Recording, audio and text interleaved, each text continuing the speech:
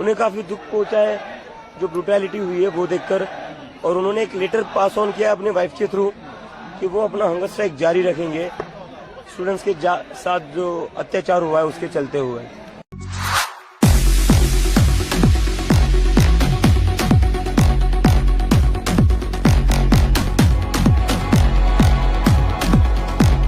एक दो बच्चे बच्चियां हमको यहां मिलने आए।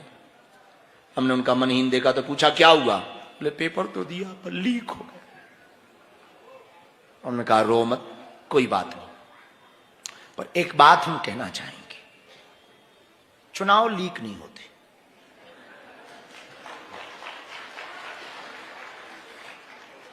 काश नेताओं की वोटें लीक हो जाए। आप सब जो सोनम सर के साथ जुड़े हैं, आपने तो हमें याद दिलाया कि हिम्मत हमेशा शोर मचाने से नहीं, कभी कभी शांति से और रिजॉल्व के साथ, दृढ़ता के साथ खड़े रहने में होती है।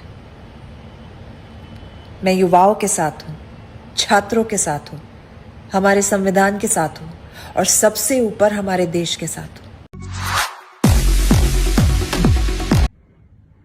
आदाब, नमस्कार।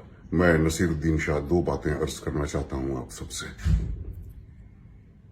पहली बात तो ये कि अगर एक जाहिल इस मुल्क की रहनुमाई करे तो उसका दिल यही चाहेगा कि पूरा मुल्क उसी की तरह जाहिल, ना समझ, ना काबिल और बेरहम बने। वो व्यक्ति 20 दिन से भूखा पड़ा है। हमको तो बहुत पीड़ा है। आप समझ सकते हैं हमारी पीड़ा को कि एक और विद्वान जो इस देश के पोल्यूशन कंट्रोल बोर्ड जब बना था तो उसका पहला सचिव था, इतना बड़ा विद्वान पर्यावरण का GD अग्रवाल, जो बाद में हमारे शिष्य होकर के स्वामी ज्ञान स्वरूप सानंद हो गए थे, वो भी अनशन करते ही मर गए। यही सरकार थी, पत्थर सरकार। किस चीज की खुशबू आ रही है? आप लोग को नहीं आ रही है? मेरे आवाज मेरे कानों में जंतर मंतर से वंदे मातरम का गूंज उठ रही है। इनखिलाफ जिंदाबाद की आवाज मेरे कानों में आ रही है और हवा में क्रांति की खुशबू आ रही है। तो बहुत अच्छी बात है, रास्ता दिख रही है, डेमोक्रेसी जिंदा है, दिल धड़क रहा है। देखेंगे अब क्या हुआ।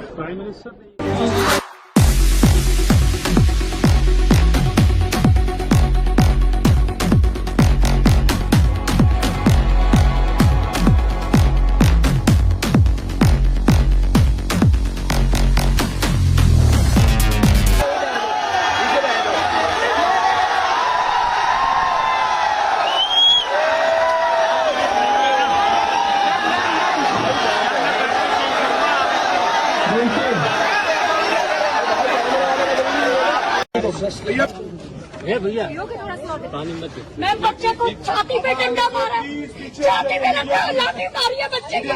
अभी थोड़ा पिलाइएगा, छाती पे दिक्कत हो जाएगी ज्यादा, थोड़ा पिलाई, ज्यादा पीने दिक्कत। ऐसे मैं सुबह से बहुत परेशान हूँ बॉस। ये बच्चों के ऊपर लाठी चार्ज हो रहा है, उन्हें मारा जा रहा है। इस देश में क्या उन्हें अपने सवाल पूछने का हक नहीं है? कोई तो सूद चुकाए, कोई तो जिम्मा ले उस इनकलाब का जो आज तक उधार सा है।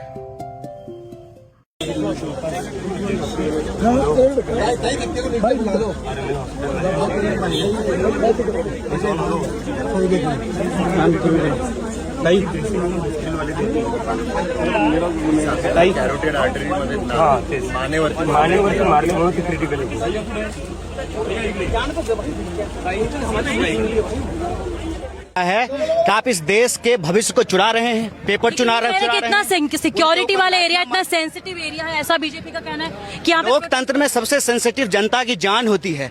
जिस तरीके से लोगों के ऊपर लाठियां चलाई गई है, वो लोग लगातार संघर्ष कर रहे हैं। ये तीसरा साल है जब नीट का पेपर लीक हुआ है और इस देश में 10 साल में 152 बार पेपर लीक हो चुके हैं। इससे ज्यादा कुछ सेंसिटिव होता है? जंतर मंतर जाएंगे आप लोग यहाँ से? पूरा देश जंतर मंतर बन चुका है। क्योंकि जिस तरीके से यह सरकार शिक्षा विरोधी है, युवा विरोधी है, पूरा देश जंतर मंतर बन चुका है।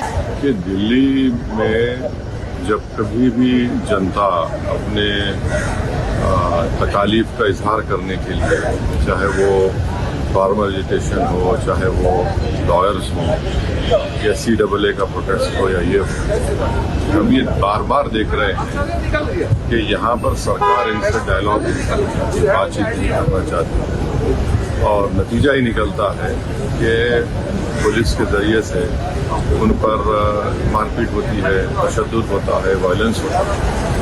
ये बड़ी ही तकलीफदेह बात है। और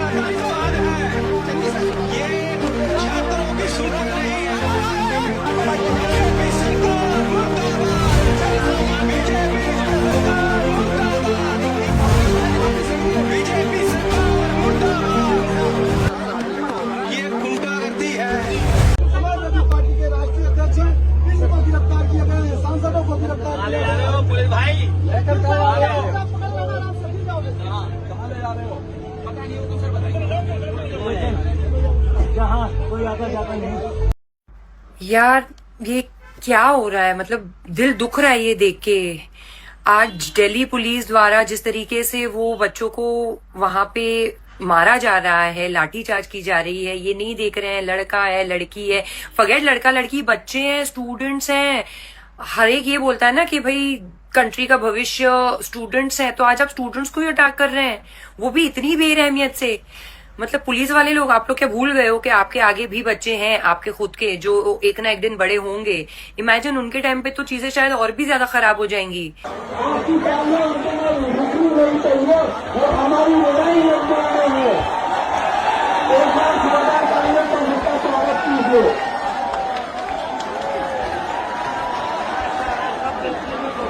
दिल्ली में जंतर मंतर पर तो कुछ कहना चाहेंगे सर उस पर? स्टूडेंट्स के लिए काफी चीजें हो रही है, चल रहा है, तो आप देखते हैं बड़ा मूड खराब हो जाता है यार, तकलीफ होती है बच्चों के साथ जो हो रहा है। उनके साथ अच्छा हो, सरकार से विनती है तो उनकी जो मांगे हैं चाहते हैं पूरी करें कि हम प्राइम मिनिस्टर के घर के सामने जाके धरना करें और जो स्टूडेंट्स की इशू है, जो देश के लिए सबसे जरूरी इशू है और जो उनके खिलाफ किया गया है, वो हम नेशनल अटेंशन में लाएं और प्राइम मिनिस्टर का घर के सामने जाके करें। स्टूडेंट्स की मांगे हैं, पहला धर्मेंद्र प्रधान और अमित शाह का रेजिग्नेशन, दूसरा कि स्टूडेंट्स को जिन्होंने मारा है, जिन्होंने ह्यूमिलिएट किया है, उन पर एक्शन लिया जाए। अहंकारी सरकार से उम्मीद नहीं करनी चाहिए और बस मन में बिठाना चाहिए, वोट के माध्यम से हमको हराना है। एक यही हमारे पास एक हथियार है जिनको हरा के इनको यहाँ से हटाने का कार्य करना है।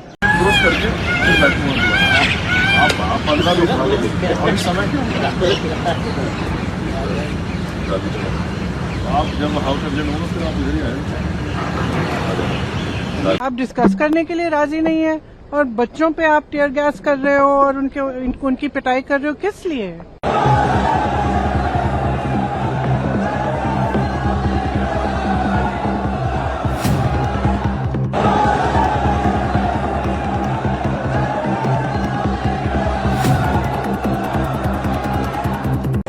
हेलो एवरीवन, हमारा प्रोटेस्ट सिर्फ और सिर्फ जंतर मंतर पर हो रहा है, तो मैं सभी लोगों से कहना चाहता हूँ, अगर आपको प्रोटेस्ट में शामिल होना है तो जंतर मंतर आइए।